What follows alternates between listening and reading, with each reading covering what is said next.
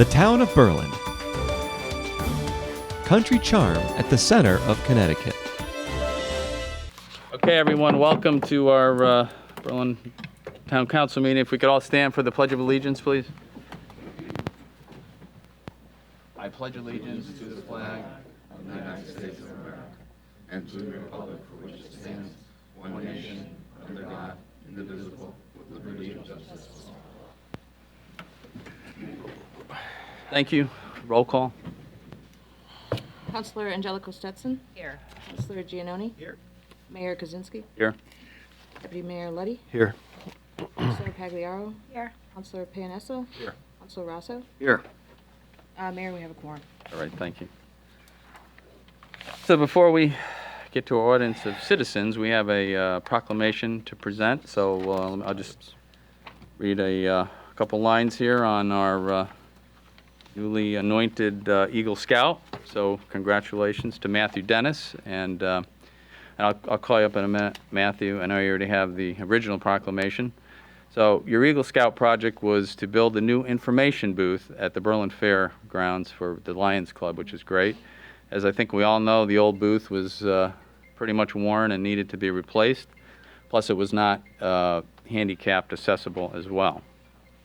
So to achieve, that's your project, and also to achieve your Eagle Scout rank, you served as a senior patrol leader, earned 27 merit badges, and completed your Eagle project. So we appreciate that. And you know, the thing with we've seen many Eagle Scout projects over the last few years here on the council, and it's great because our young people, much like all of us volunteer, but really Berlin is just a town of volunteers. We have the Lions Club here tonight. We have all our commissions and board members, and everyone volunteers. So it's great. You know, all the Eagle Scout projects. I think another scout also did something for the Berlin Fair, and they've all been, you know, publicly related to whether it was Bicentennial Park or something else in town that needed some work. So we really appreciate that in our young people, and obviously it's a tribute to scouting and to yourself too, Matthew. So I know you received this. I'll just read it, and then we'll shake you. You come up and we'll shake hands at the podium. So we have a proclamation.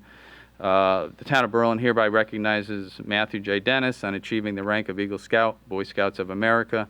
In recognition of his commitment to his family, community, and the principles of Eagle Scouting, the town council congratulates Matthew and extends best wishes to him in all his future endeavors. Dated 19th day of August, 2019, Mayor Mark Kaczynski. So come on up, Matthew. We'll shake your hand, and congratulations.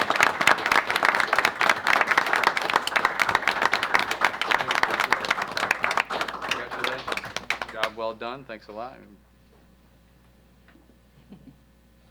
Yep. Good.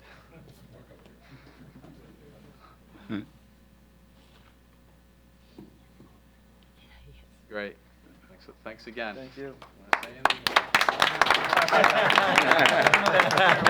Good guy. Thanks a lot. Thank you very much.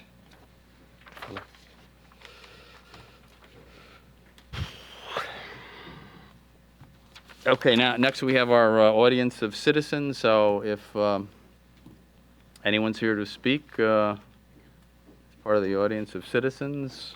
I think Chris Edge signed up.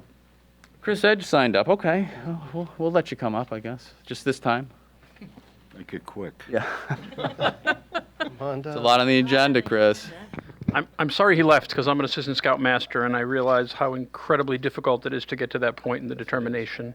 Oh, yeah. I'm trying to kick my son's butt to get up there myself. So the reason I'm stopping by is we're on the cusp right now of launching a Main Street program for Berlin. Been working with the Connecticut Main Street program for about the last 8 months. We're going to do our kind of informal kickoff at the Berlin Fair. Economic Development has a table there. By the end of the fair weekend, we're hoping a lot of people go online. We're going to have a space you can go online and basically name what it is we're talking about. Basically looking at it, a couple different names. Berlin Center, Berlin Village Center, Downtown Berlin, Kensington Village is 4 names we have. Essentially, this will give us the ability to choose a name, a logo, get our small business to work together, work more on shopping local. Just want to let you know, take a look at it, tell your friends. We want to get people excited about it.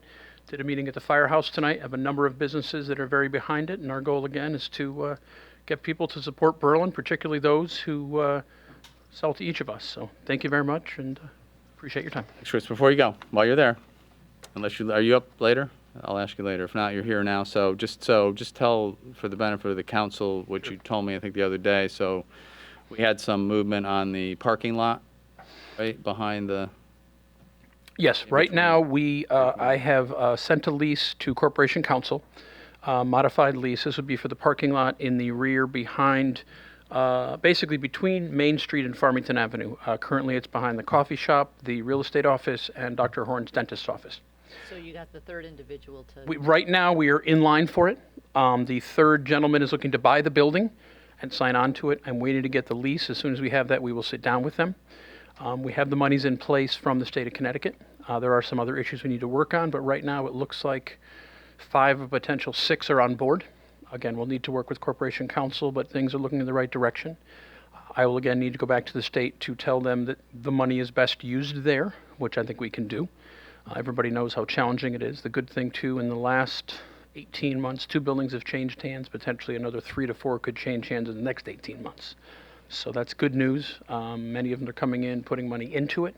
Want to be in that area, so it's exciting time. But yes, we'll continue to keep you updated on it. Right now, the big thing is essentially get the property owners on board. I get DECD on board, who gave us the money. We can hopefully move forward. Mike Ahern, our Public Works Director, has been amazing. He's been the project manager on this, working with Cardinal, and right now it's looking very good. That's great. So that will finally solve our parking problem, is what we've been trying to solve. Well, it is. Hopefully, For many years, huh? Hopefully, in the next Forever. week or so, a local contractor is working with the property owners. Will drop a whole bunch of gravel, at least make it flat. Right now, you have the 2 craters by Dr. Horn's office, so hoping this will be the first step to that one. But there's been a lot of cohesion right now. Everybody's working well together, jockeying for parking. But the good news is we're headed in the right direction. Everybody seems to be doing pretty well. I think the Cafe Busy Bean has been a nice addition. You see a lot of people walking around, and hopefully that'll continue. Great. That's good news. Chris, quick question with respect to what you were talking about initially. How will you choose the name? Will this just be kind of like what's most popular? The idea is to take the 4 names, because what we did meetings for about 7-8 months, came up with a number of them. A couple of the names had depot in it. We decided, considering the history of the building down there, we didn't really think that was the best idea. Again, there may be a spot to pick other names, but I think at this point, those are kind of the names. We're happy to look at others, but I know too, trying to get a combination of the different pieces. Right now, it looks like the name will be Steel Center at Farmington with ampersand for our new development by the train station. So we're really trying to get as much as we can with the history of Berlin in it. Have you given any thought to involving the children, the schools? I'm more than happy to. Putting it out and letting anybody that wants to vote online is kind of what we're looking at. We're also working with the New Britain Herald, so hopefully people, if they're not online, take it, cut it out, and can send it in the Herald as well. We're trying to hit as many people as we possibly can. Okay, thanks. Thank you. Great. Thanks. All good news. So, anyone else from our audience of citizens? Seeing none, I'll go ahead and close that portion of the meeting, and we'll move on to our consent agenda. In our consent agenda tonight, I know the councilors have reviewed their agenda before, so we are basically accepting donations as well as waiving some fees for our Lions Club at the Berlin Fair. What? Really? Come on, guys. We're not doing that, are we? So actually, I do have a question Sure. before you go ahead. Absolutely. On number 4, Yes. my question is, why would we be giving a round of golf and 2 carts when they're going to Stanley Golf Course for their, charity event? I mean, why? We can have Mr. Zuck answer that for us. Sorry, I couldn't quite hear the whole question. So number 4, we're donating a round of golf for 4 and 2 carts to be used as a raffle prize during the 30th annual St. Paul School Charity Open to be held at the Stanley Golf Course.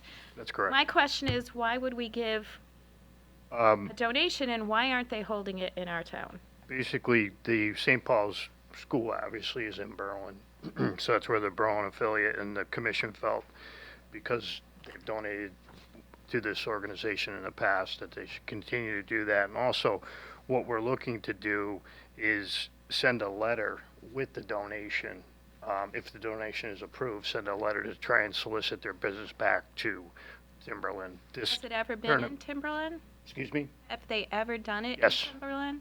It's been about 12 or 14 years since they've been at Berlin, been back to Berlin. So they've been at Stanley. I know, you and I think alike. Okay. I'm voting against it. And this came, obviously, through, John, this came through the Golf Commission, correct? Okay. So we'll pull it out, maybe, and we can vote on that separately if you want. Yeah, that Okay, would be nice. I'll make a motion to take consent agenda number 4 out. Second. Yes, I do. All those in favor? Yeah, I do. Aye. I just made a motion to take it out. We took it out. We Can took vote it on out. We'll make it 1A, I guess. 1A, all right. So the rest, we have just Berlin Animal Control, we have obviously the Berlin Fair, the fees. 3 is the round of golf. Berlin Library has some donations, McGee Middle School. Sell food and beverages at McGee for their cross-country invitational. And donations of $75 to the Police Peer Support Program expenditure account. So, other than number 4, which is now 1A, we'll go ahead and take a motion on the rest of the consent Yeah, I'll agenda. make a motion to accept the 6 remaining items on the consent agenda. Second. Thank you very much. Any further comments or questions? Hearing none, all's in favor? Aye. Opposed, so moved. And then we'll go ahead and, so, gentlemen, it's great. Hope it's going to be a great year. The fair, and by the way, for my fellow counselors, Lenny Tubbs called me the other day. We're all invited, obviously, to the opening ceremony at the fair on the 13th at 11 a.m. on the Blacktop, right? Correct. Thank you. We'll be there. Thank you, guys, and let's have another great year like the last 2, right? From what I understand, we're phenomenal. No rain, lots of people. The best year ever. Last year was? We're hoping. We're hoping? Last year was big, right? It was pretty close to. It was, the heat was almost a little too much. Right, it was a little bit too hot, yeah, I know, it was unfortunate, but, hey, a lot of people came, so. Take it. Yeah, we'll take it better than the rain we're, I guess, used to now, but hopefully we can break that habit. So, good luck. Okay, so now we'll go ahead, motion for 1A. Motion to, we'll do a motion to approve, so you have both. Okay, see what happens. I move to approve a donation of a round of golf of 4 and 2 carts to be used as a raffle prize during the 30th Annual St. Paul Charity Open to be held at Stanley Golf Course on Thursday, September 19th, 2018. The value of the donation is $239. Okay, take your second on that. Second. 19, I had that. Okay, any further comments or questions? Hearing none, all those in favor? Aye. Opposed? Yay. Okay, motion carries, thank you. Thank you. Thanks, John. Okay, on to new business. Number 1. All right. Agenda item number 1 pertains to the gymnasium flows, 5 gymnasium flows that are to be completed. And these are funds from the Board of Education that came back to the town and hence needs approval from the town council. And I would invite Doug Solak to, in case you have any questions to answer. Sure. You might want to be there, Doug, because the next one is yours too. Thank you. Good evening, welcome back. Hey, Doug. Everybody had a good summer? Yes. Got a few weeks Looked left. like you had a good summer. I Yeah, know. a little sun. Too tan. Keep losing my hair, it's getting... It blends in. Yeah, this, the work was able to be completed over the summer. We utilized a national contract. The way the funding worked at the end of the fiscal year, the money resided in the Board of Ed account for the work, and then it came over to the 1% account, which requires a council approval, so. Right. All the floors were done with the exception of Willard. Unfortunately, the use of the building, an outside organization had it rented till the week before school started, so it didn't allow us enough time to do Willard. But the money's going to stay in the account, and we plan on doing that over the holiday break, hopefully. That's great. Yeah, it's great we got to do this. Obviously, we talked with the Board of Ed and the superintendent during the budget season, and this was one of the things. They had some leftover funding, which was great. They were able to fund, some other programs with it, as well as get some capital projects done, which some of these projects had not been submitted in the earlier budget. So it was great to have some money left over, which of course has to come back to us for approval. I think it has to go to the Board of Finance next, I believe, but, so, yeah, those floors need to be done, and it was a project that the school and the school board and the superintendent felt very strongly about, so. Just so you are aware, we did have a small water leak, unfortunately, after the floor was done. Oh, no. It was able to be mitigated pretty quickly. There was a little bit of damage that we're working with a contractor on, What school was that? the middle school. Oh. So we're making provisions so that the plumbing leak hopefully doesn't happen again, but we're hoping we don't have to do anything major, but there's a possibility we might have to do some repair work. It was a plumbing leak, Yeah, not the plumbing roof, because didn't we just do, in the roof, The roof's We just- 2008, roughly. yeah, we did it not that long ago, yeah, right, okay. Okay, well, that's too bad, but hopefully that can fix what happened. Okay, take a motion. Okay, move to authorize and approve the proposal provided by Methusic Sports Flooring of Oakland, New Jersey, for an amount not to exceed $117,775, utilizing the Sourcewell Co-op Mondo contract number 082114 MUI to complete the refinishing of gym floors at all 5 schools. Second. Okay, any further comments or questions? Hearing none, all is in favor? Aye. Opposed? So moved. Number 2. Number 2 pertains to the work that we want to do in the truck wash bay. We're trying to get it done before the end of this fall, at least ready for the winter. There are some options that Doug and I have discussed, and there might be an alternative rather than going through a full bid to get it done. So, do you want to bring us up to speed, Doug? Sure, yeah. This project's been discussed for a little while, trying to enclose the truck area to protect the vehicles, wash them safely, preserve them, make a safe environment. So, been working with Jim at the garage and Mike at Public Works and the highway guys and the grounds guys and everybody that would be able to utilize this bay. The timing of it, construction-wise, it's a short window of time to get it done before the winter season when they need the facility. But we're meeting with a vendor tomorrow, a contractor, and looking at some options. Not really sure which way it's going to go yet or how much it's going to cost, but we just wanted to bring it to you for discussion. And ultimately, we're going to need some funding in the end to do anything. These vehicles are manually washed? Yes. So it's also a function of people being out there and freezing in the winter. And a trip hazard. So, yeah, that's why we're, I know we've talked about this before, and of course we do have some money in the budget from some of our back taxes that got collected and some investment money, which gave us a little bit of a surplus this year, which is great to end on with a surplus. So that's where this money would come from, but the question is how fast can you do it, I guess, at this late date, but whatever you can do. Yeah, we're hoping that we'll be able to come back to you for the next council meeting with some more information, hopefully some pricing, and take the next steps. Do you have any order of magnitude off the top of your head? We're a little reluctant to throw a number out there. All right. I guess in Don't blame you. 2019, we would probably call it a six-figure project. Okay. We just don't know what those numbers are going to be. It depends on, to what level we want to take it, Yeah. what we want to include. Certainly, like every project, we can do the minimum that needs to be done, or we can maybe put a little bit extra in. So we'll try to have those options detailed out for you.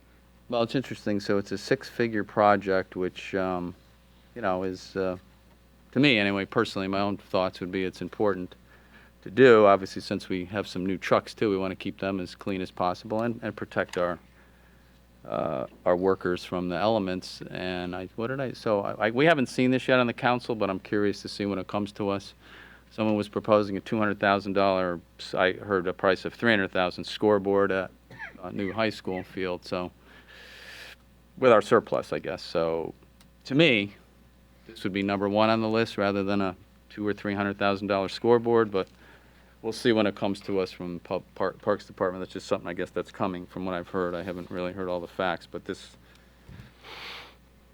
that cost is understandable. You're building a building basically there, right? A bay. So hopefully we can get it together. How does because I'd imagine there's water out there to wash. How do the pipes that you use to wash now freeze up? Most of the plumbing's on the inside of the building with just a fire hose to the outside. And that You pull out the hose, yeah, and it gets, wash, and then pull it back in every time? yeah, there's multiple steps, and it's, Jim and Mike can attest to what happens during a storm when it's dark and it's icy and it's below freezing for several days, and it is a unique situation that's presented to us, so. Thank you for giving us these pictures. And they would work with this basic structure? Like, is this thing sound? We're hoping that we can build off of that. It's block and steel, which has a pretty long life. There's certainly going to be, from what we're being told from the wash equipment manufacturer and from the guys that use the vehicles, they could use a little bit more length. So we would probably expand a little bit on the existing structure, but we have the storm water and the separators and the environmental to deal with also. So there's many layers to the project. It looks easy just to enclose it, which we wish it was that easy, but there's a lot to it. With the block, the electric, the mechanicals, the heating, drainage, the washing equipment, overhead doors, ventilation, to do it correctly. Yeah, we get it. Well, thanks for working on it, and we'll look forward to hearing from you at the next meeting. Thank you. Thanks. Number 3? Number 3 pertains to a request from the Berlin PD to purchase tasers. And historically, we have purchased them once a year. This is to get it through a sole source supplier, a 5-year contract, and pay the same amount for 5 years so that you have it, everything replaced within 5 years. And Assistant Chief Susi is here, just in case you have any questions. Anything you want to? Yeah, come on up, Chief. Why not? You're sitting there. Might as well take a walk to the front, Good evening, everybody. Today's day and age is just a necessary piece of equipment for us, and in the budget, this current budget year, we got it approved, the funding approved in the budget, and our request basically is to waive the bidding process. They're sole source Axon. They're the only one who make the product, and we want to move forward with this 5-year contract so we have some budget certainty over the next 5 years. And there'll be a little bit of savings in there too, because the training cartridges and components, batteries, the price is fixed, where normally we buy them every year. They go up about 3.5% a year, so there's a little bit of savings in there as well. Okay. And the warranty is comprehensive? Yeah, the warranty is included as well, so it's a 5-year warranty. It covers the life of the contract, yeah, for all 30. Okay. No further questions. We'll go ahead and take a motion. Okay, I move to waive the bidding process and authorize the interim town manager to execute a 5-year sales agreement with Axon Enterprise, Inc. for the TASER 60 Unlimited plan in an amount not to exceed $12,330 annually, as Axon Enterprise, Inc. is the sole source supplier and this is in the best interest of the town. Second. Thank you. Any further comments or questions? Hearing none, all those in favor? Aye. Opposed? So moved. Thank you. Right. Thanks, Chief. Okay. Item number 4. Yes. These pertain to the TOD project and has to do with 889, 903, and 913 Farmington Avenue. Yeah, well, I'll do a quick explanation. All That'll right. be easier. So what we're looking for is 824 to refer to planning and zoning. Essentially what it is we currently have an easement that gets to AMCO, which is the furthest right property behind where Kensington Furniture was. Essentially, we're just moving that slightly in order to get more parking on the new project. We have an easement in favor of 883 Farmington Avenue, which is Joel's Hair, the former fire department. Essentially, what it's going to do is it's going to create full parking spots on the side of his building. Currently, he's got about 4 to 5 feet of parking that he owns. The rest is on 889. This way, we'll have full parking spots. Additionally, looking to get an easement from the Connecticut DOT. In the rear of 889, there's a small section between the end of 889 and where they made that little finger for us. So we're getting an easement so the boulevard can go across that.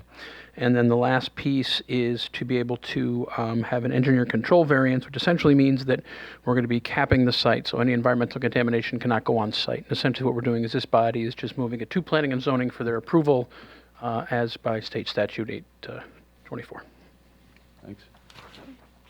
Thanks. But just, council, or just 889, just maybe you could just update the council. I know it's been a massive undertaking. It's cost cost the town lots and lots of money over the years when we took possession of this title to this property. So how are we doing with all that? There's a number of things going on with 889. We've got, obviously, obligations to abutters that we've coordinated several rounds of testing to deal with the VOCs that migrated from 889, and coordinating with Chubb, which is the town's CGL carrier, to pay for a lot of that work has been a big part of what we've done. And then, of course, it's was the site of some, how do I say this in a polite way? Cats. It was the site of some random cats. So that was Another issue with the site. A little yes. unforeseen undertaking, and it's part of the Newport project. So it's certainly the last 3 years there's been a tremendous amount of activity revolving around 889, both as a brownfield redevelopment project and as a key piece to what we're trying to do with Newport. But it's ongoing. The environmental part of it is is covered by the ECV that DEEP has approved, and that's part of this easement request to be able to cap 889 to prevent any further migration of VOCs or other contaminants. What year did we take possession of this property in the foreclosure? Before my time, so before 2016. It was pre-2015, because I was on in 2015. I know right now as well, we are continuing to work with Newport on 861, which is a former drain doctor building. So it's all kind of tapped in together. They will come to planning and zoning on the 19th for approval of the project. The other pieces are coming in line, again, as Attorney D'Onofrio had said, is we have the money from DECD. That's the money we've been using. It's not Berlin money, but it is taxpayer money from the state. We're also working money offside with Chubb, who's our insurance company. So the good thing, too, is we're working through the process. The big thing is making sure we're all on the same page. More importantly, the DEP is happy with what happens in the end. We are continuing to work as well with Joe Simwitz's office on the other pieces that are out there. But right now, it is moving ahead, which is what we wanted. Do you anticipate a delay as a result? I don't. Then again, I kind of have the bright side look on everything. But no, I think things are moving ahead. I think the fact that they're in with their application means that they feel very comfortable. The big things we're working on essentially would be the permission from DOT, because they'd have to pull utilities out of Farmington Avenue, which is a state road, and then the connection to the train station, which is, again, why we're asking for the easement. But they essentially had built a little piece for us. It's in everybody's best interest. It's just coordinating local, Newport, and the folks at the state level. But so far, we've gotten cooperation from everyone, and it looks like it's coming to fruition. Great, exciting. That's great. And I think the great thing about this project is people don't recognize it, I think, is we chose this developer because it was private investment money. There was no, strings attached. I think the other developers that were interviewed by the town wanted some kind of public money and or other grants and different things, which, this is nice that these guys are local guys in the area, Southington, Newington, and they've put their reputations and their money on the line to build something nice in Berlin. So that's great with no public money strings attached. So that's great. And they apparently, from the interviews that we've done with them, they know the market and they know what will sell here, what will work here, because they are from the area. So hopefully it all goes as planned. Absolutely. Just one thing to add, too, is being local developers, they also came in with a completely market rate project. So this is all market rate. There is no affordable in this project. As it's our first real venture into apartments that are non-age restricted, I think it's great because it is market rate. They're looking to target millennials as well as empty nesters, so it really fits a market that we would love to see grow here in Berlin. Yeah, and it's great. Take advantage of the new train line there, and all good. All good. Okay, any other questions for Chris? Hearing none, we'll take a motion. Okay, I move to refer the relocation of an easement on 913 Farmington Avenue in favor of 921 Farmington Avenue, the creation of an easement on 889 and 903 Farmington Avenue in favor of 883 Farmington Avenue, the development of a boulevard from Farmington Avenue to the Berlin train station, including obtaining an easement from the Connecticut Department of Transportation and capping of 889 Farmington Avenue, to implement an engineered controlled variance approved by the Connecticut Department of Energy and Environmental Protection to the Planning and Zoning Commission for review pursuant to Section 8-24 of the Connecticut General Statutes. Second. Thank you. Any further questions? Hearing none, all those in favor? Aye. Opposed? So moved. Thank you. Thanks. Number 5. Number 5, is on a roll? You want to take this too?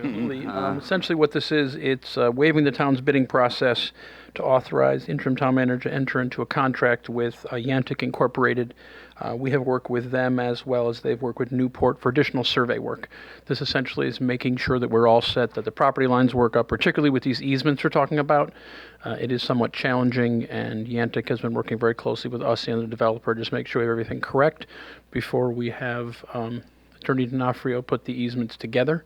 And just to finalize it, the good thing too, it's within the same steep boulevard grant that we have, so it's coming from that for the $4,000. Great. Thank you. Any questions? Other comments? Hearing none, we'll take a motion. Okay, move to waive the town's bidding process in the best interest of the town and authorize the interim town manager to enter into a contract with Yantic, Inc. to provide additional survey work for a fee of $4,000 to be paid from the steep boulevard at Berlin train station account. Second. Thank you. Further comments or questions? Hearing none, all those in favor? Aye. Opposed? So moved. Thank you very much. Have a great night. Thanks, Chris. Item number 6. Jimmy. The next 5 items actually from Jim Oh, Simons. The first one pertains to purchase of personal protective equipment from the National Purchasing Partners, utilizing a contract, so He's got a I'll bunch have you tonight. just hit the highlights on that, Jim. welcome, Mr. Simons. You have a lot going on here, huh? Get your Trying to bunch things together to Yeah, make that's sure I good. fit my time and your gel, get your gel inserts in your shoes because you'll be there for a while, huh? And he was on vacation while this was being done. Oh, very nice, very nice. Welcome back. That's called planning. Yeah, that's right. Exactly. So the first agenda item is to use a national purchasing partners contract and purchase protective clothing. And the protective clothing we're talking about is just the pants and the coat for firefighters. We usually do this in March, but we're speeding it up a little bit because we see the concern, and the whole country sees the concern at this point with firefighter cancer. It's in the spotlight everywhere. And the changes that are coming down for the fire service, such as soon as they enter a building or enter an ideal age atmosphere or a car fire or something like that, we remove their gear, and then their gear has to go be washed. Well, when we do that, we also take the firefighter out. He has wet gear now, so we take him offline for a little while until he gets dry gear. So what we're trying to do is speed up the process of purchasing the gear so that we can outfit our most, highest users of the gear, the guys that respond to most calls with a second set of gear, and make sure that we're covering them and protecting them. So we go back 3 years. 3 years ago, we had a committee put together to look at protective clothing. You probably heard me talk about this last year. And we're on the second contract year of that protective clothing. So we're looking to purchase line protective clothing again and spend our monies and hopefully take care of some of our guys. Okay. Yeah, you told us about this equipment before, and now It's a yearly thing. it's placed, yes. Understandable. Okay, go ahead, take a motion on this. Move to approve the purchase of fire department protective clothing from Lion in an amount not to exceed $58,000 using the NPP Gov contract number PS 16008. Second. Thank you. Any further questions or comments? Hearing none, all those in favor? Aye. Opposed? So moved. Number 7. Number 7, it is the changes made to the paid call agreement, and Jim, I'll turn it over to you. So since 2011 was the first year we went to paid on-call fire department, which means that the firefighters earned points, and those points equate out to a dollar figure. 2011, we did that with fire response, levels of training. As we progress down the road, we find the necessity to encourage our trained personnel to step up to the plate and put in a little extra time. So this allows the certified firefighters and certified medical personnel to earn a little money while they work the fair, while they work fireworks, events, or fire watches. Fire watches when we protect the building because there's no fire alarm system in it. So let's just say in a residential building, apartment building, which we're getting more and more, they lose the alarm system in there, and the alarm system is down for more than 4 hours, then a fire watch has to be posted, in which we have to bring people in and we're looking to compensate them for that. So the section in the contract between the town and the fire service, we added in there is the fire watch program, which is pretty self-explanatory. When we started this, we started looking at this last year, and we included the money within our budget. You probably heard about this during the budget process. So the Board of Finance, or at that time the town manager, Board of Finance, and you and then the taxpayers ultimately approved this. But we had a little problem because of labor laws. So we went through Mrs. Parsons and the labor attorneys, and they came up with a way that meets the law that we can do this. And we are now currently in front of you to put this policy through. It went through the chiefs at the last chiefs meeting and was approved. And hopefully we can move ahead. What do you think, Jim, just out of curiosity, the average points, or the average, let's say, maybe it's easier, dollar amounts that our volunteers are getting stipend for a year? I mean, is there an average? I know it's hard to say that, but just out of curiosity. Well, we pay them out quarterly. Yeah, okay. And a good active person can make anywhere from $1,000 to $1,200 in a quarter. A quarter, okay. But usually most of them are around $400 or $500, because you're fighting with other things. You're fighting with sports with the kids. You're fighting with, of course, work and second jobs and everything else. When we originally put this in 2011, we were a leader. We were the top in the market. Now the problem is that we're medium to low end of the market. If we go to our surrounding towns, they're all paying higher than us at this point. And unfortunately, one of our biggest competitors right now is Cromwell. Cromwell went from a volunteer fire department to a paid full. Are they full paid now? Well, what they did was they have a series of full-time firefighters, and then they have some per diem firefighters. Well, they sent out this thing, says, hey, we're hiring firefighters and EMTs. This is what we're paying you. So we're losing people to go over there and work a 6-hour shift and make equal amount, if not more money. We have the same thing with the town of Farmington. Farmington did the same thing. So they have some paid in Farmington now? They have paid people in Farmington, and now they're hiring per diem firefighters. And unfortunately, you see it everywhere. It is what's coming down the road. Yeah. So in the next year or so, we're going to have to take a serious look at what we're doing. Probably dollar figures have to increase. Maybe some changes to the fire service are going to happen, but it's we are still, we have our weak times, we have our great times. 5 o'clock this morning, there was 8 guys on the highway at a motor vehicle accident, which is perfect, But that doesn't say that Friday night at 8 o'clock at night, when everybody's out on dates or shopping or doing whatever, that there will be a weak point in that time too. Luckily, we have internal backup. The way our system's built, we have internal backup between the 4 companies. So if one company that is dispatched, we'll say to the highway for an accident, is short manpower, they can always, the officer can always call back and get another company and get additional manpower out there.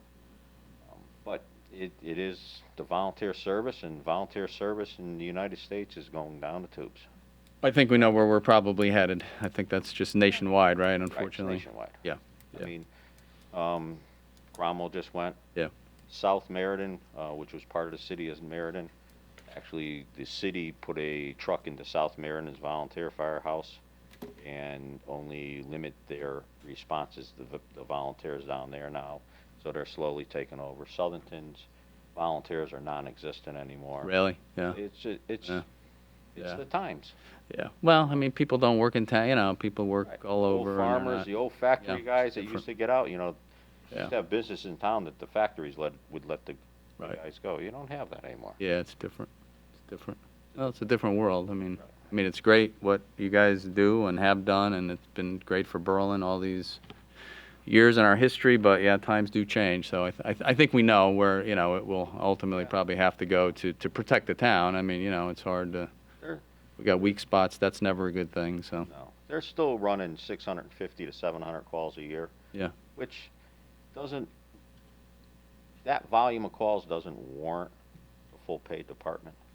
Okay. Now, if we were to take over EMS or do something else to supplement that, well, that'd be a whole different story then. Okay. Because if you just took over, we'll just say if EMS, we took over EMS, that's 2,000 to 2,200 calls a year. So now we're at almost 3,000 calls a year. Now you're talking that where that volume of calls, you could say, okay, it's justified now. But right now, we're only doing fires and only doing rescues. We're not doing EMS, and so our numbers, our response numbers, are low still.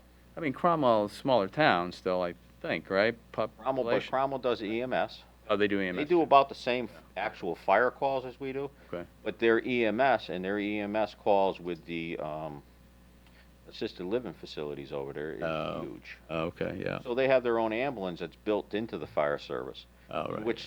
Which is good for them because then they can bill for the transports and things like that. Right. Yeah. They have to bundle down when they bring a paramedic in, but that's a whole different story. Right. Well, interesting. A lot of different components to it. Yes. I know it's a scary topic, but has anybody looked at sharing resources with other towns? Oh. We've been sharing resources with our task force towns. I know everybody backs each other up, but I mean actual. So, currently, and it started probably, I'm going to say probably in February, they started discussing with the task force towns a technical rescue team.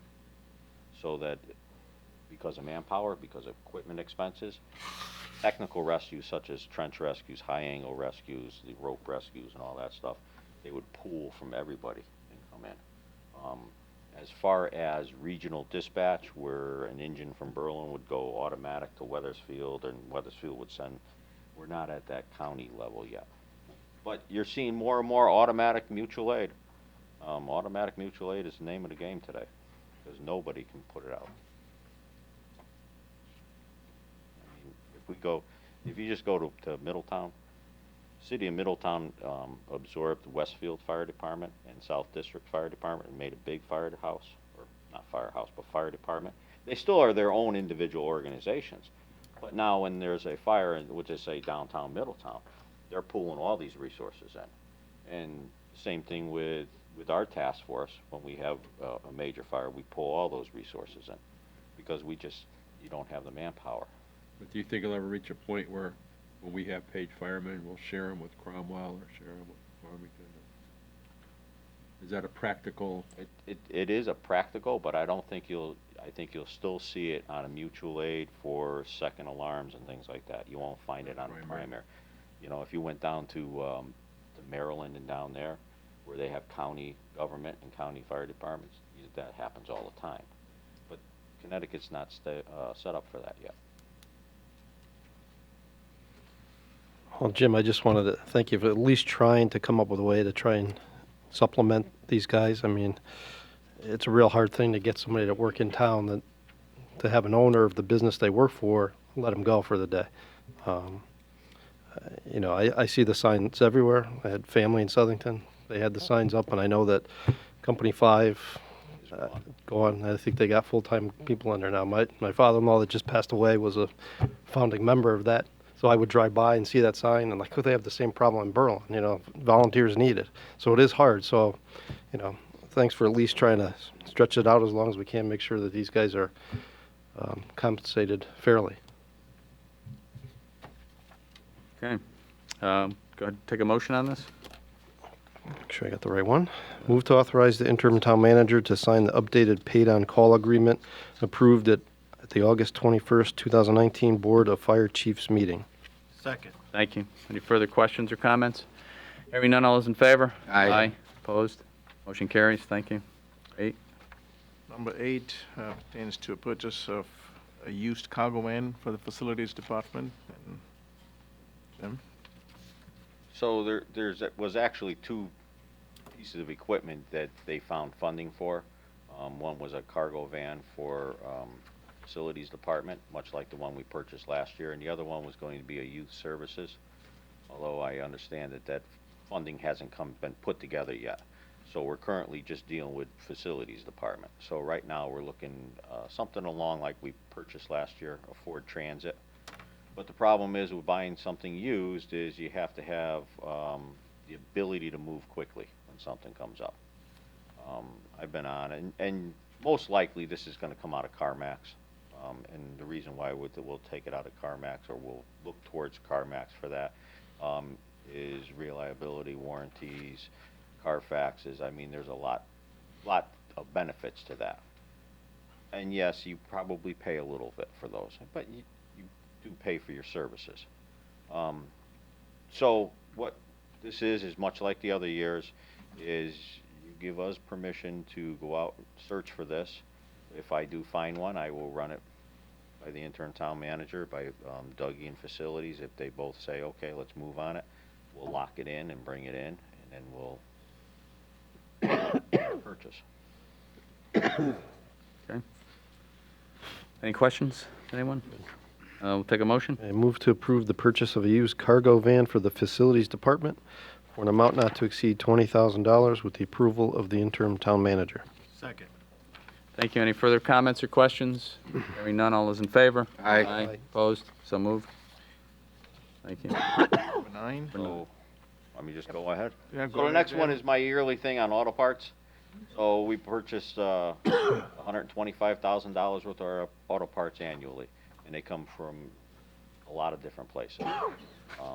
Whether they're Monaco, Tasca, Napa, Advance, Rock Auto, we call it all over.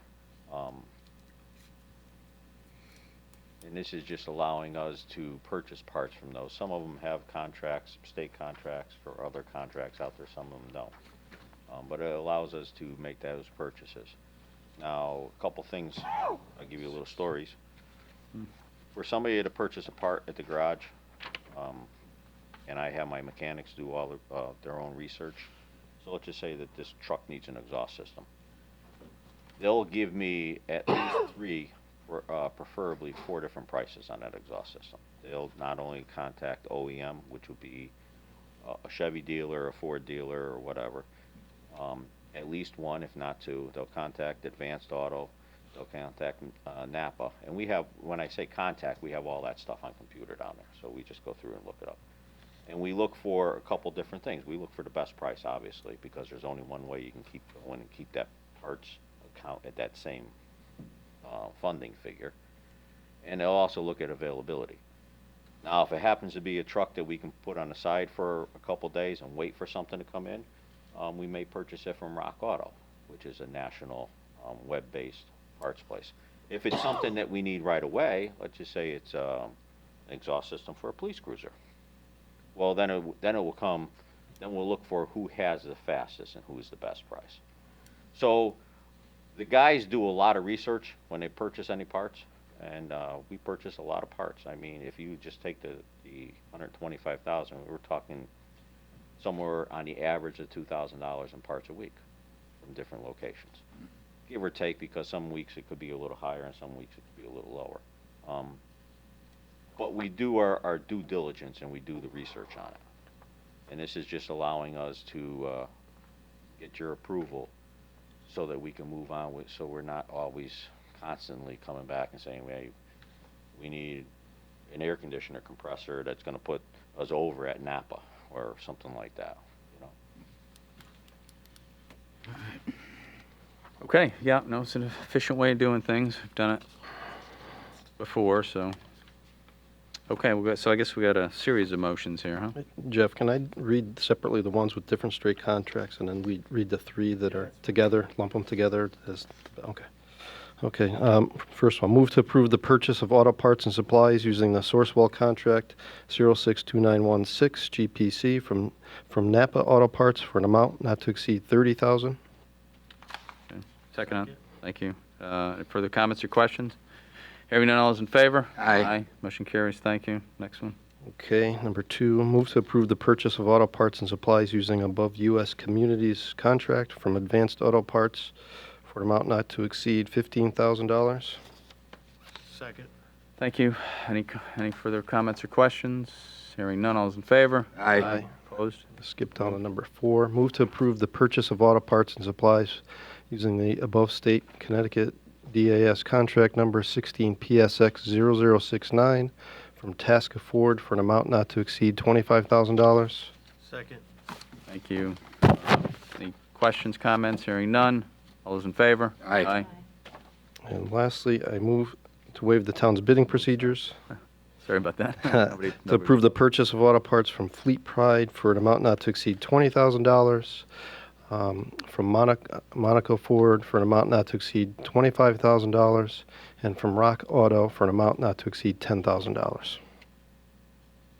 Since it's in the best interest of the town. Since it's in the best interest of the town. Sorry, thank you. That's all right.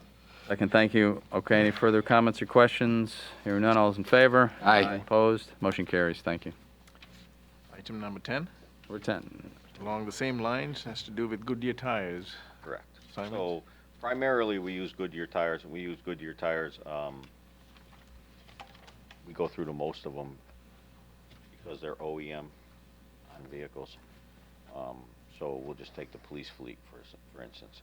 We like to keep the OEM tires on the police fleet, just for safety and for the guys that are operating. We understand that mismatching tires is not a good thing, so that's why we try to go with that. There are other vendors out there that we use tires from.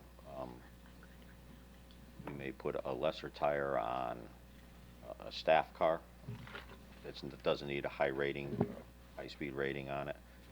We would put a Michelin on a fire truck. That's an OEM. But primarily here, we're talking about Goodyear. So there's contracts out there for Goodyear. The state contracts out there for Goodyear, what they do is they give you a percentage off, and then they list everybody that can come off of that contract. Most of the companies that are on that contract are Goodyear factory stores. You see a Goodyear store here, Goodyear store there. So they're trying to keep the funding or the sales more of a control. We went to, and we've been using for a number of years, Connecticut Tire. And Connecticut Tire will give us the same state funding or state pricing. And then they go back to Goodyear and get the concessions back from them and get their money back. So we don't have to deal with any of that. They're a local vendor. They're very good to us. And we would like to stay with Connecticut Tire for this year for the purchase of Goodyear tires. They're great. Yep, they're a great place. I agree. I use them too. They're really good. Yeah, all my tires there. Okay. Okay, that's great. All right, so we'll go ahead and take a motion. Sure, I move to approve the purchase of tires and related components using this above state of Connecticut DAS services contract 18 PSX 00022 for Goodyear tires for an amount not to exceed $25,000. Second. Thank you. Further comments or questions? Hearing none, all those in favor? Aye. Opposed? Okay. Motion carries. I'll get out of your hair now. Hey, how are the new trucks, by the way? We're getting there. Yeah? We have 2 are on the road. Oh, are they? Okay. We have a problem with the 3rd one. We're working on that now. Hopefully that'll be on the road very short. Oh, okay. Problem, brand new truck, right, though? Of course. That's great. Of course. Do they have like did I see a new one today? Has it got the aluminum, like the Well, The back of it is aluminum? backs are stainless. I'm stainless We've been steel. stainless for a number of years now. So. Is that one just not painted, or are you gonna? Yeah, you don't have to paint them because they're stainless. Right. Okay. But they hold up much better with the salt that we put down. with the Oh, yeah. chemicals We put down. Yeah. Where if we went with a mild steel body, we'd be doing body work on them all the time. Gotcha. Yeah, it looked nice. A nice truck. So currently you have 8 stainless steel trucks out there. Oh, okay. And the hope is, and I probably won't see it, but the hope is that, much like my stainless slide-in sanders, and I have stainless slide-in sanders that are well over 20 years old, but they're being reused all the time. So the hope is that when we go to purchase another truck, and it happens to be one of these stainless trucks, they'll be able to reuse the body on it. Oh, okay. So they'll save some money down the road. Yeah. That's the hope. That's great. Efficient way of doing things. Thanks, Jim. And I bought my first plastic sander. You're gonna Electric. love it. Gonna be used this year. Keep the salt dry. Great. Thank you. Thank you. Thanks. Right. Number 11?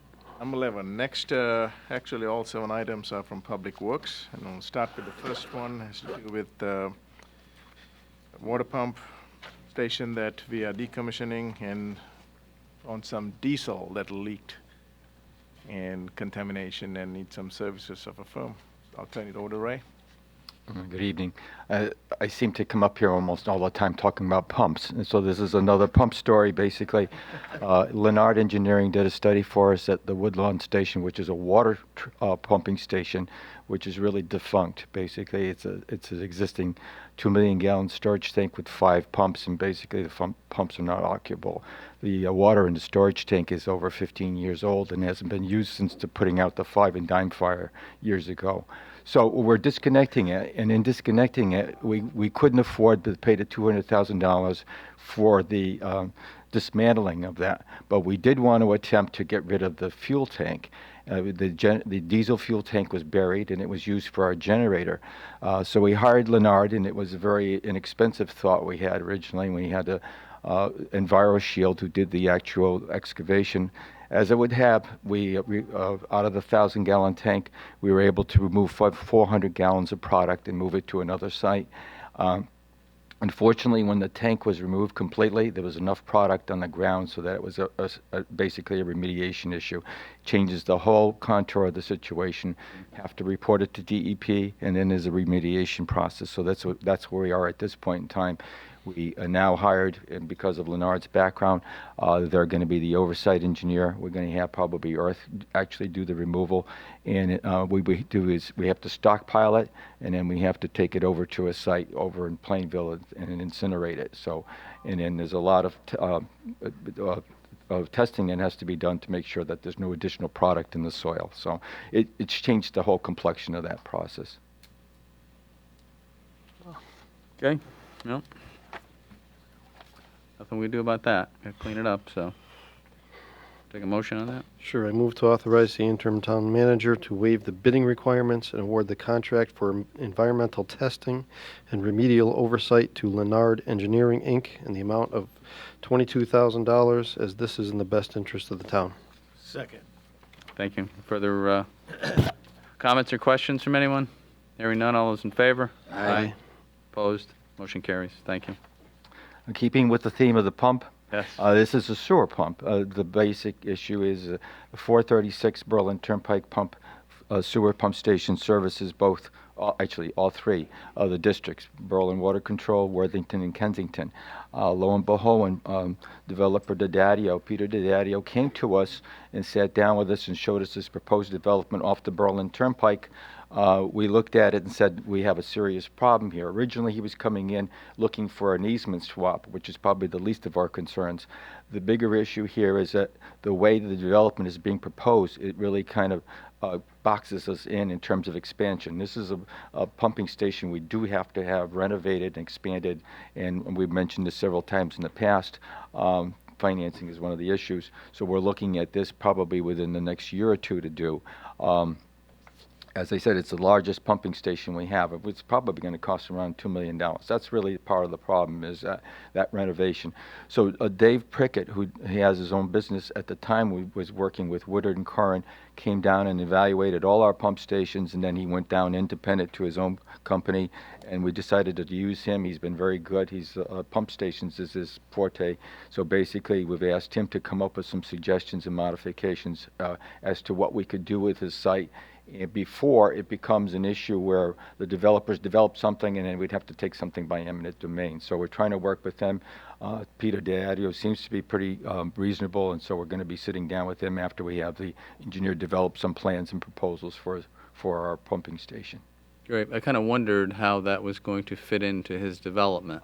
Yeah. It's kind of Did seems you like see it? Well, it seems like it's right in the middle of it. Oh, boy, it's a right? little dot in that whole development. That's part of the problem. Yeah. That gives us no room. Not that we had much room to begin with, but it wasn't usable area, so it wasn't a problem. Right. Now with the potential, and this is an older, and as Dave Prickett explains it, it's a can that's ready to be crushed. So that bothers me a lot, because this particular pumping station, as I mentioned, it's not only the biggest, but it's the deepest. It's 40 feet deep. Oh. It presents a lot of problems in terms of safety and safety issues, so it definitely needs being redesigned.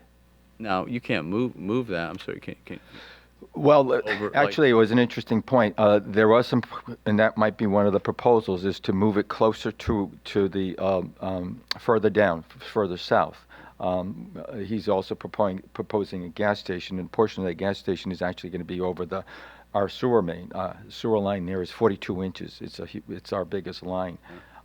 That was a suggestion too, so that might be one of the options to look at. What's the look ahead you use when you design the pump system? Like, your engineer's going to come up with a proposal on how to enlarge the system. Is he figuring for 10 years down? Oh, for the expansion? Yeah. Good question. Basically, we're limited by about 3.3, and actually it turned out to be about closer to 5 MGD from Banabasset. So we're kind of restricted as what we can do from them. So it would be, I think, probably if you're going to over-design any system, this would be the one you'd want to do, because, yeah, Art Simonian regularly sends us letters, particularly when we have heavy rainstorms, and saying that we exceed his capacity. So it's definitely one that we'd have to build, sufficiently in terms of size, bigger than we think at this point in time. Anyway. Development continues down. For sure, yeah, because we've got now, I'm looking at about 4 or 5 projects along the Berlin Turnpike that is going to be our systems. I was going to say, so that I take it that pump would handle the other one that is proposed down by. There are 3 Feeney? pumps there, unfortunately. There are That's other- the other issue. That's the one where we had the grinders replaced just Yes. recently, if you recall. So that Right. it's cost us a lot of money, and eventually it has to be completely redone. Right. Okay. Well, I think if we're trying to encourage more development on the turnpike, we have to look to invest in the groundwork, right? Well, for sure. I think you have to have the infrastructure there to show that. Okay. Take a motion on that. Move to authorize the interim town manager to waive the bidding requirements and award DPC LLC a contract to evaluate sanitary pump station upgrades and the proposed development not to exceed $16,500. Includes a 10% contingency, as this is in the best interest of the town. Second. Thank you. Any further comments or questions? Hearing none, all is in favor? Aye. Opposed, motion carries. Thank you. Thank you and good night. Thanks. Item 13, back to the stump removal discussion from last time. We were charged to go back and come up with a prioritized list for discussion, and Mike Ahern is here and Stump will removal. share that with you. Yes, indeed. So this continues our ongoing discussion about the stumps that started out in Worthington Ridge. So we went, again, to go back in time, we've done a fair amount of research with, finding out the unit cost for a subcontractor, what it would cost us to buy a stump grinder, our preference that we probably would like to sub it out rather than buy a piece of machinery that'll, to sit around for most of the year. And then we were asked to go and actually take a look around town and see what the situation was. And I was actually surprised to see that we really only have, say, 75 to 80 stumps that are near the road. There's a lot of stumps that we didn't count that are in the woods, strips of town land that are going, this is really near the road, near a sidewalk, stuff you're going to see, like Worthington Ridge, basically right there apparent near the roadway. So we prioritized them, and really it was only one stump that we considered high priority because of its location, and that was on Chatham Road. It's big, it's prominent, it's near the road. The rest of them are medium to low. So we're, I guess, looking for some direction on how to proceed on this. I do have a suggestion for the next fiscal year. Our tree removal budget is a little low, so I was going to ask for an increase. That would have to go through the Board of Finance and through the Town Council. So I would commit to, allotting $5,000 at a minimum to start phasing stump removals, but that's in the next fiscal year. So, and that assumes that the tree removal budget gets approved at that level. So that would take care of the next fiscal year. In the spring, we could take a look with Highway and see what funds might be available. But if we have paving work to do or drainage work to do, I'd rather, for obvious reasons, pave a road than take out 20 stumps, or fix a broken drain line. So, but if there's some opportunity for some, in the spring to do some phased-in stump removals, or if there's an opportunity as part of a project to do a few extra, if we're doing some sidewalks, we could look at that. Yeah, I mean, I would agree that paving roads and other work are probably more important than stump removal. But other than that, the high priority one, It's the first one. It's on Chatham Road. What's the so what's the problem with that one? That one, it is 5-foot diameter. Okay. It's, if you go there, you'll see it's raised up near the road. It's in a location where, out of all of these stumps, I would say that's probably the one to take out. Is it going to fall on a house or on a power line? No, it's going to be there. It's a stump, yeah. Where's it going to fall? And that's the thing about stumps. Everyone's talking about stumps. Right. They're not going to fall on a car or a house. Right. So at least in my experience. So. No, probably not. Probably not. So that's the Maybe dilemma. a piece will roll away. No, I don't even think that'll happen. So. I think we can phase it in. We can take a look. And like I said, if we see a project where we're reclaiming a road and we have to go into the shoulder a little bit and there's a stump there, we'll probably be more inclined to take it out now that we know that there's some feedback on this subject. I mean, the history in have we ever? I don't know who. Well, we're all fairly new, but stumps. I don't recall in Berlin ever having the town take out stumps. But in the school parks and grounds, we'll grind them down. School, like if they're in the way of playground. Yes. I think the community center, there was a couple of trees near the entrance. Yeah. I mean the senior center. Yeah, that's understandable. Yeah. So I think it's been in select spots, but not townwide. Yeah. Yeah. Well, I mean, I would agree with you probably. Phase it in and Art. It's really not the proper time, but you do have the history, Art. Yeah. So, want to just come up on the record? You do have the history, so we'd love to hear that. Not that I'm old or anything. No, you just know the history, Art. That's all I said. No. I go back to 1938. Oh, there you go. That's a little bit of history. Just when I was a little boy. But just taking Worthington Ridge, for example, and I don't intend to push Worthington Ridge above the others. They are a historic district, and obviously the historical district people would like to get the stumps out. But I would like to see this as a project for the whole community. But in 1938, Worthington Ridge, the trees were so crowded on Worthington Ridge that you could not see the pavement. The sun could not get down on the pavement because of all the trees overhanging. Really, huh? Yeah. It was. And so what happened, I would say 50% of the trees came down.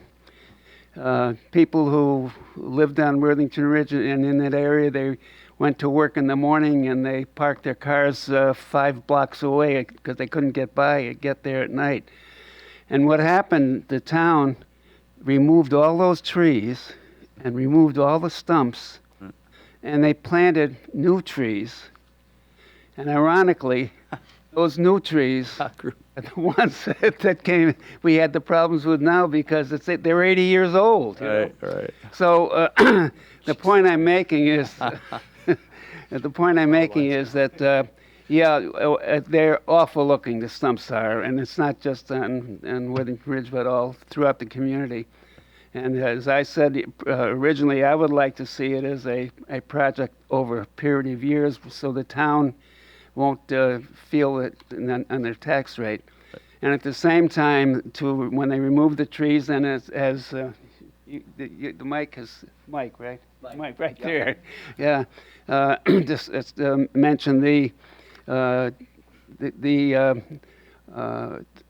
trees, once the stumps are out, they have to be covered with soil and grass seed. And then I feel there's... Plant more trees. What do you mean? Let's plant more. So 50 years You haven't heard from me now- out yet. Yeah, okay. Here we go. We're gonna. And that's the next thing. I think we should have an arborist. And this is, not a huge long-term project, but over a number of years. Planting trees to replace many of those that have been taken down, and have the arborist, of course, recommend trees that will not grow up into the wires. Yeah, right. Flowering trees and so on, and I just believe that would be a great idea.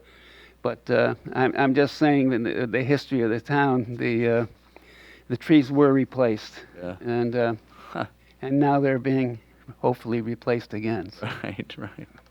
Appreciate the history, Art. Yeah, thanks. Thank you. That's great. That's good. So, what do you guys all think? Yeah, go ahead. I just noticed that anything in the historic district is medium. Yes, and we... Except for Chatham, I think we have to do. But wouldn't it make sense just to start there with the historic district? Well, what I would do is I would include that in the first batch. I would start, like Art said, phasing in, and you're going to go, if you do Chatham and then you start going down the list, you can then you can almost do Worthington Ridge with $5,000 a year in 3 years, say. So you can do that, like Art is suggesting, over time. And I can work with, I know the historic district has a tree committee, so we could work with them and get their suggestions on where to start, because it's in their district. That's their job. Makes sense, yeah. I started coordinating with Lorraine about that, so, and I'll talk to her further about it. And I'm thinking that this is something that will subcontract out economically. It seems to make so much more sense. I would highly recommend that. Yes. Yeah.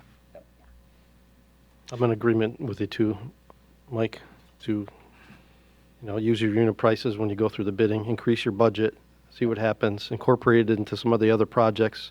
Maybe there's things here and that aren't on the list, but you're doing a road, you're doing a sidewalk, you do it right then. We Use have those done unit that prices. too. We Yeah. have done when there's a tree with the, and you have to sometimes if they're heaving up and if the stump is there, you're going to take it out.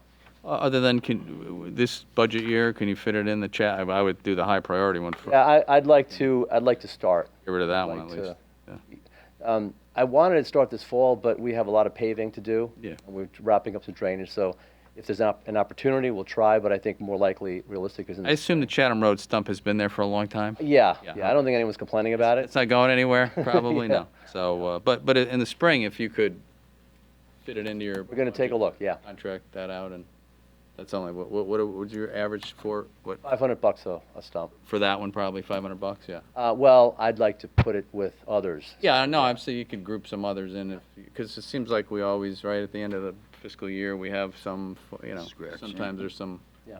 funding available. You can start fitting that in maybe. I'm also glad that you reached out to the Historic Society because we did approve, I guess, a donation of trees that were planted. Oh, yeah. Yeah, I They heard weren't about that. consulted, so I think that's a good idea, at least talk to them about it. Yeah, all right, so that's good. Anything else? Anybody else? Okay, Good. thanks, appreciate that. We're on Almost there. to 14? 14. Getting there. I Almost there. apologize for bringing this up, sand, salt, and snow. It's 80 degrees outside. Yeah. We still have to talk about it. All coming. This has to do with the purchase of salt. Is Jim taking this, or Mike, are you? I am, All yeah. right. Yeah. What do you, Mike? Jim's in Florida, waiting for Dorian. Oh, huh. So, yeah, we want to utilize the CROG bid for treated salt. Morton was the winning bid at $70.41 a ton for our region. So, like we did last year, we're going to use the CROG bid for salt and get the PO for the first 1,000 tons and start filling up the salt shed. Morton Salt, can we just go out and take some on our roads? It's not that small. It doesn't work? All right. I'm sorry. Okay, take a motion on this? Okay, move to authorize the use of Morton salt for the treated road salt utilizing the Capital Region Council of Governments contract number 686 for snow and ice control through June 30th, 2020. Second. Thank you. I just have a quick question. Yes. How many tons, if you know, did we use last year? On average, how many are we using? Is this enough? I think it's around 12 to 1,500 tons. You know, we're committing to 1,000 under this. We'll definitely blow through it. I heard also that this winter's not going to be an easy one, so we're expecting maybe. Really, huh? Yeah, the Farmer's Almanac. You know, that's what I heard. Well, let's hope they're We'll see. wrong We'll this see. year. Yeah. So I think it's between 12 to 1,500 tons a year that we Can you carry it over? I mean, it's covered. Salt doesn't go bad. Yeah. Yeah. It's in the salt shed down at the Physical Services Complex, that building on the right-hand side. Yeah. Yeah, that's, I'm just curious. Thank you. We had some left over, right, Yes, we did. last year? Yep. Quite a bit, probably. We didn't, did we? I think it was a couple hundred tons. Yeah, okay. Yeah. What are we here now? All right, so what do we got, 15? Item 15. Did you vote on No, it? we did Oh, not. we didn't vote. Oops, vote? I interrupted. Oh, that's okay. No, we're good. All those in favor? Aye. Aye. Any opposed? So moved. Thank All right, item 15. This is for material for road construction for town roadways. Essentially, this is two DAS contracts which run through December of next year. So we can use them from now till the end of 2020, essentially, for both bituminous concrete or asphalt, crushed stone, processed aggregate, and gravel. So we typically pick them up. It's cheaper for us to pick it up and just bring it to town. So, and it would be from Tilcon. That's pretty close. Yep. Okay, take a motion? Okay, move to approve utilizing the State of Connecticut DAS services contract numbers 18 PSX 0311 and 17 PSX 0046 for road construction materials and award the contract to Tilcon Connecticut, Inc. through the life of the so noted contracts. Second. Thank you. Further questions or comments? Hearing none. All those in favor? Aye. Opposed? Motion carries. Item 16. 16. To do with the sidewalk connectivity grant that we already have in place and some engineering work that needs to be done, some fees. Yeah. This is essentially the town was awarded $387,000 probably a few years ago to do sidewalks on Farmington Avenue, Mill Street, Four Rod Road, Norton Road, and Robbins Road if we get it all done. The purpose of this action is to get the engineering started. So as part of the grant, the town is actually funding the engineering. The construction is funded with a $387,000 grant. So we went through, issued an RFP, got fee proposals from the three shortlisted firms, and then interviewed the three firms, and came to a recommendation of using WMC of Newington to do the engineering work, and also the construction administration and the permitting before that. Great, thank you. I got a question. Questions? I got a question since it was brought up earlier. We have grant money here. People still ask us, I heard about the parking lot may get approved. People are still asking us any new plans to reconstruct the Main Street project we did first with the sidewalks and the crosswalks. Yeah, Is that part of this? That's a separate funding. That's separate. Avenue, yeah. Okay. That's separate monies, and this was actually, I believe this was specifically for this project, so. That's correct. I remember that. Yeah, yeah. I was not aware you could, from I what I don't know if you understand- can, but I was just wondering if there was an update. If that was also part of the parking lot. Yeah. I think there's enough money in the budget for the parking lot on Main Street, because I think they looked at it before, and there were additional funds besides the second phase of streetscape improvements. Okay. And we can modify it to, maybe we were gonna go up New Britain, we could probably dial back that and do the parking lot instead of, to make sure the money fits the project. Yeah, and didn't you tell us, though, you're supposed to fix that, you're going to fix Main Street in Kensington, No, we're gonna right? do that, yeah, but Doing there that, was right? additional work going around the corner up New Britain. Oh, yeah. Yeah. The rest So of that the was, driveway, there was some additional funds, so the thought was extend the project, almost to try to do the entire triangle. Yeah. We can dial back if we run out of, I think there was enough money in there for the parking lot. Oh, okay. Oh, good. Okay. And just like the trees, you had to go make sure you talk to Lorraine at the Historic District. Are you making sure that you talk to the Police Commission? Oh, yeah, They no, we approve have them over on the the, road. yeah. Okay. The conceptual plan, before it goes up to the state, will go to the Police Commission, and the fire department personnel as well. Thank you. And P&Z and everybody else who. Anybody else? Yep. Okay, that's all right. Motion? We have a motion. Okay, move to authorize the interim town manager to enter into a contract agreement 2019-11 with WMC Consulting Engineers of Newington, Connecticut, subject to Corporation Council review and approval for engineering, permitting, construction administration services related to the sidewalk connectivity project for a fee of $58,000, and authorize the interim town manager to enter into change orders necessary to bring the total contract amount not to exceed $69,600. Second. Thank you. Any further comments or questions? Hearing none, all is in favor? Aye. Opposed? Motion carries. Thank you. Item 17. Number 17, the best for last, Mike, the recycling agreement that we have. Recycling agreement, you want to give a quick synopsis? Yes. And this follows the June meeting where essentially the town issued a notice of intent to award the contract to Murphy Road Recycling as part of our 14 community coalition, Bristol Resources Recovery. So this is, the contract now has been finalized from the BRRFOC, and this is now the final step to essentially formalize the agreement with Murphy Road Recycling. Unfortunately, as you know, the cost of recycling has gone up to over $80 a ton, and we're in the same boat with Southington, Bristol, New Britain, Wilkett, and the other communities. It's the economics of the time with China shutting us down. So this is the final step to get that formalized. Right now, we're already sending them we've been sending the recyclables to Bristol, to Murphy Road since July 1st with the new pricing. So this is, Formality. yeah. Okay, take a motion if there's no questions. Move to authorize the interim town manager to execute an agreement entitled Acceptable Recyclables Processing Agreement between Bristol Resource Recovery Facility Operating Committee and the Town of Berlin and Murphy Road Recycling LLC, and authorize the interim town manager to enter into change orders, if necessary, to an amount not to exceed $200,000. Second. Thank you. Further questions, comments? Hearing none, all is in favor? Aye. Aye. Any opposed? Okay, motion carries. Thank you. Okay, thanks. Thank you. Okay. Thanks a lot, Mike. Done? Yeah, you're done. Unless you wanted more, you got more. Might as well get it over with while we're here. Okay, town manager's report. Manager's report. Okay, thank you. So hopefully you had a chance to read about a couple of pages I sent, pieces I got from most of the people, units in the town hall. The point is to just highlight some of the exciting things that are happening. People in the town really work very hard. They're a dedicated group of people.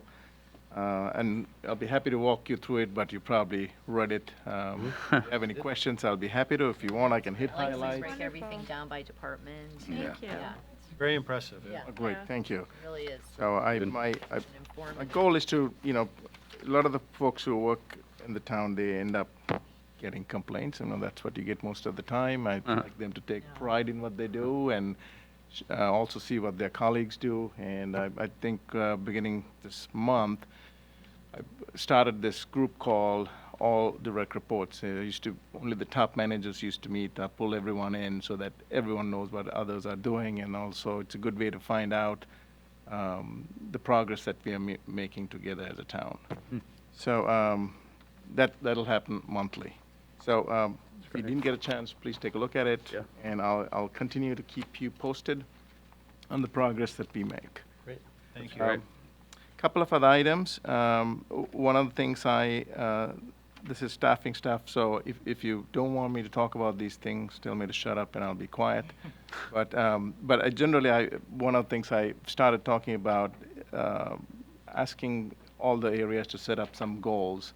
I like to bring some, top 3 goals, long-term, short-term, put it together in some kind of a concise document, bring it to the town council, share with you so that you sort of get on board and give us some direction as to where the staff should concentrate. There are a lot of good ideas, anything from automation to customer service to accepting credit cards to improving IT. A lot of interesting things. Obviously we can't do everything, but it'd be nice to get it on on one sheet of paper and prioritize and come up with a 3 to 5 year plan and what to address. So in the next month or so, I'll bring something to you, Mr. Mayor, and the council. I also talked to the group about annual reviews. They are not that consistent. Some have done it, others have not. And my personal belief is that it is a good thing to do. Annual, I call it dialogue for direction, have a conversation with managers and staff, talk about how you did this year, set some goals, some stretch goals for the following year for continuous improvement. At least that dialogue should take place and then document it. I think most of the areas that were not done were the people reporting to the town manager perhaps because of the transition going on. So we'll work on that. I want to give you just so that if you hear complaints, there's been some conversations about or complaints about smoking outside the town hall building. And I consulted with Jeff and tried to look at state statutes. There's nothing that says I can decree or say that outside public buildings, school buildings, you can. Okay. But not Smoking by employees outside the building? yeah, Employees, okay. employees. And it's not much, just half a dozen or so people, but it's irritating a lot of other people. Can you have a designated area, or is that? Yeah, so that's what we want to do without spending a whole lot of money. I try to tell people to be courteous to others, go 25 feet away and don't stand next to the vents because it comes inside. It didn't quite work. So I'll work on that. And I think it's important that everybody is respectful of each other's, smoking or not, to sort of have some boundaries there.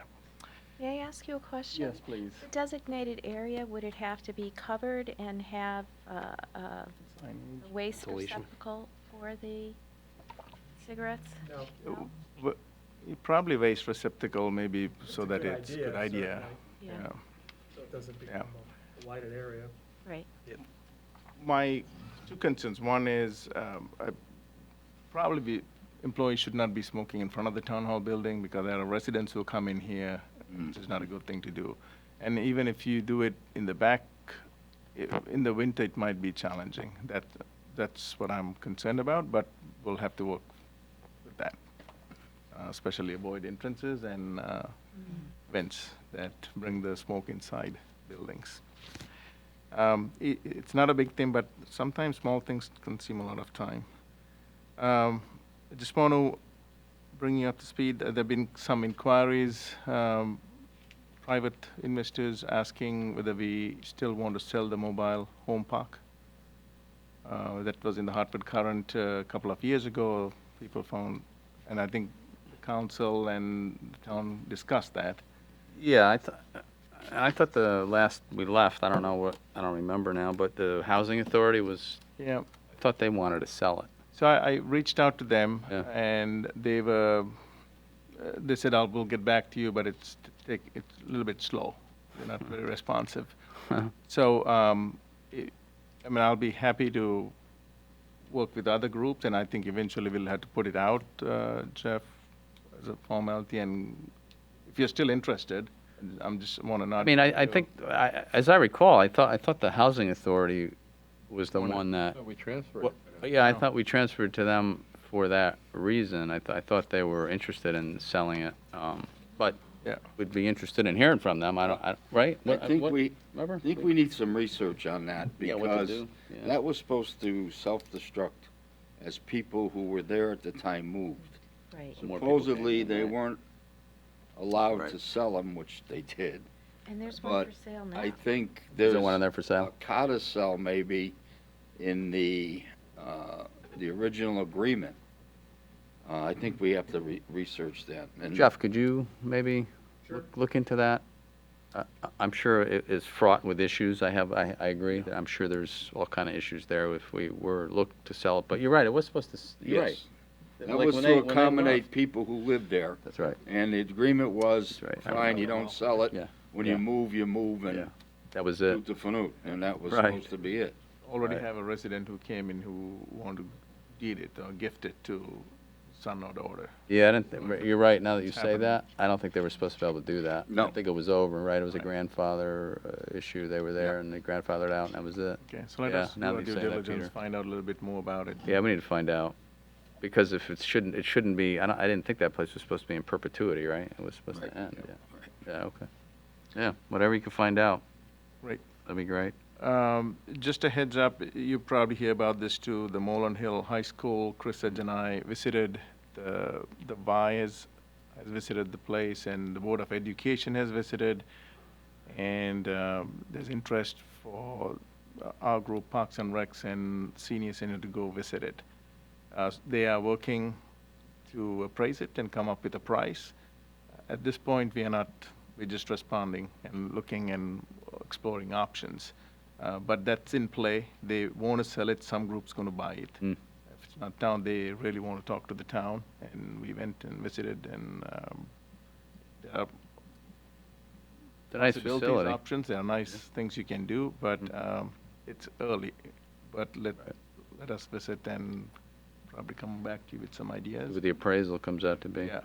How many acres is that? Was it six, is it, I want to say 6 acres? Yeah, about 6, a little bit over 6 maybe. And I don't know what kind of price they're going to come up with. Right. I mean, somebody, obviously there's money owed on it. I would assume there's some, who, like, They have a little bit of debt, they said. they don't have a lot of debt? Not a whole lot of debt. Really, huh? Yeah. Well, that's interesting. But the facility is in great shape. Yeah. You know, I've seen in my lifetime. Yeah, the gym's nice, you see, right? Park and Rec does the basketball there and all that, yeah. Full Yeah. kitchen, the new wing is especially good, well maintained. Yeah. The fields are good on the other side. Yeah, the fields always look nice, yeah. Yeah. No No pool. pool, that's the only thing, otherwise maybe it'd be ready-made for something. Yeah. Right? Well, you just gotta put in a pool, I guess, right?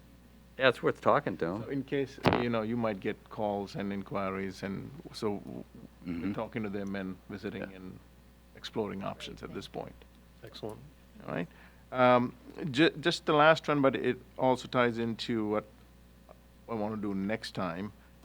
Just a quick note, we send a letter to the DOT, I think copied all of it. Part of it has to do with, there's this gap with this old project, about $900,000. Part of it, we try to get a commit from DOT as to the steep money that they have on hand. They've verbally given us how much is available. Right. And then plug our way to the $900,000. That needs to happen next week. If it's okay with you, we would like to come back to the council, and Jim Mahoney is going to be in town. I'd like to sort of come and give you a fairly good presentation on where we are with the project, the challenges that we face, and also to put some timeline as to how much time these efforts are going to take. I think we are fairly optimistic, or maybe it's too aggressive to think that we can have a shovel in the ground or see a crane there before the end of the year. But it'd be nice to see that. But part of it, if you like that, I'll come to the council and sort of lay it out, because you get bits and pieces of it. It'd be nice to see how everything's going to come together. That'd be great. Opportunity to ask questions and give us some direction. So I read your letter, that we're short 700, so we had 200, right? There was 200 that was there. Steep money. Steep money. There are some other funds that can be repositioned. Oh, can be repositioned, yeah, okay. And we need to get to. Program for that, Because yeah. every time you see there are costs coming up because of remediation and easement. Right. And Oh, yeah. other things have to do with this properties there. Never ending. Never ending, right. But it'd be nice to sort of. Well, on that point, I mean, I know maybe we were a little reluctant because there was a lot of steep money, environmental grant money, but we never really held the state's feet to the fire when we lost the train station. Yeah. We got nothing there. And, there was money in that project to renovate that building, and they spent it on other things or whatever, but, that would be something you can always bring up. I mean, nothing happened other than more pavement. We had a, nice historical building that was supposed to get fixed. Yep. And was in, early stages of that before it burned down. But, I think, like I said, maybe we were a little reluctant to push that because of all the steep money involved, so. We got nothing out of that, right? Nothing. We didn't get anything, did we? We didn't own it. Well, that's true, but. Well, I know we didn't own it. Well, that's true. There was some, I guess the insurance money went to the state, obviously, right? Or Amtrak owned part part of it or Yeah, I something. think Yeah, that's right. Amtrak owned it. Amtrak owns it, right? And the state leased it or something from Amtrak? Yeah, yeah, yeah. But if you Right. don't own it, they don't pay you for it. Yeah, that's true. Yeah, good luck squeezing it out of Amtrak. That's never happening. Maybe, I doubt it, right, Jeff? No. I would say that's never. Federal government, yay, yay. Over budget train stations, all Yeah. 3 of them. Nobody asks. Okay. Okay, and then, Karen, you had asked, I think last time, if possible, to give you an update on the VNA, and we'll do that They're next. coming next time. coming Yeah. Oh, good. Kate told me. Good. So apologize, we couldn't pull everything. no, that's together for okay. this She time. emailed Just me. People on vacation and all, that's all, pull something together on that. They're moving in the right direction, but I don't see a good plan for marketing and moving the census numbers out. She also alluded to the changes coming up in January with the federal government. So we'll have a conversation about that as well. Anything else you want to hear from me, from the No. town? Let me know, email. In between, I think all of you got this invitation, the first responders appreciation breakfast that organized by the Rotary Club, 6 to 9. 6 to 9. 6 a.m. 6 a.m. On September 7th, 2019. Yeah. So all of you are invited to come and serve breakfast Serve, and right? help serve. In the yeah. morning? And I'm going to be 6 there. to 9, yeah. We'll be slinging. Aren't we going to be serving? Well, the I first don't know if we really planned that, but so what she said at the meeting, the president of the Rotary, right, was just that we were invited, obviously, so I guess this year they're starting small. It's the first time they're doing it. It's just for the first responders, either on their shift or any first responder connected to the town could show up, and they're not inviting family members of the first responders. So we got an invite because, the town will obviously thank them, and we can do that. I mean, I think we set it up right at that meeting. 7:30 would be like just thanking whoever's there, but we expect them to come in and out. If they're on a shift, they could come. They're going to have to-go boxes for them, and then others, volunteer, firemen, ambulance, EMS, or police. You have a nice proclamation. So, yeah. We'll read Oh, out. yeah, I have a proclamation to read, but we don't want, please don't invite anyone else, and that's from the Rotary, that's their event. We're invited guests of their event, so it wasn't, they just don't have the funding for a big breakfast for everyone. I think down the road, what they're talking about is expanding it so the first responders' family members will come, and then then we go to maybe a town thing, but that's more funding that they would need to come up with, so it's just kind of a small event just to give our first responders some breakfast if they're hungry, which I'm sure they all are, and say thank you just on behalf of the town. So it's a very small guest list from what, right? From what I remember from the meeting, briefly, we had a meeting, so. It's nice that they're doing it. Oh, it's great. No, it's it's their thing, they came up with it, they asked us, we said, of course, it's at the Kensington Fire Station, so people will come and go, I guess 6 to 9, so whatever, 7:30 is our little, we'll just thank everybody, kind of officially, whoever's there, right? Yeah. That's how we left it, so great, that's great. That's all I have. Okay, that's great, thanks. Special committee reports, any special committees that I know of? I don't know. Huh? Fields? No, I think Jennifer sent an email around. I don't know if it went. Oh, with an update. I think the high school was supposed to start using the field this weekend. Yeah, is it this done? week, Have you right? been, is it done? Yeah. Okay, good. It's just That's what the date said. got some closeout documents, typical Good. I gotta go see it. final reports, that kind of thing. She's waiting on, Work so on it, but it's done now. No, it looks great. That's phenomenal. you can see it from space. Yeah. The right. bee. The bee in the middle, yeah, I have to go see that. Okay, so no other reports. Council communications, what do we have? Anything? Don't forget the Berlin Fair. Berlin Fair, obviously, coming up, we know 13th that. through the 15th, that's all. What else? You guys, any council communications? Nothing, I have nothing. So, in our email this last month, there was a bipartisan resolution on gun violence prevention measures. And so my question is, as a council, would we like to do something like this as well? Where'd that come from? West Hartford, was it? West Hartford, it went to all of us. Yeah. An email. Yeah, and I think West Hartford isn't the only town that has done it. prepared. Yeah. And it was Okay. bipartisan, so, Mhm. plus the resolution, so. Yeah, we should look at it. to look at the language, and I Put it on the agenda. job. put it on the agenda, read through it, see what we think. Just What do you guys think? FYI, that's probably one I'm going to stay out of the discussion. Yeah, certainly. That's fine. Understandable. Yeah, we can take a look at it, see what we all think. Thank you. Okay? Anyone else? Any comments, questions, nothing? Communications? We will close that part. We will go to our acceptance of July 23rd, 2019. We're going to have to take a motion on that one. Okay, motion to accept the meeting minutes from Tuesday, July 23rd, 2019. Second on that? Second? Second? Second? Second. Second. Someone? Okay, everybody looks like they were there, so all is in favor? Aye. Opposed? Motion carries.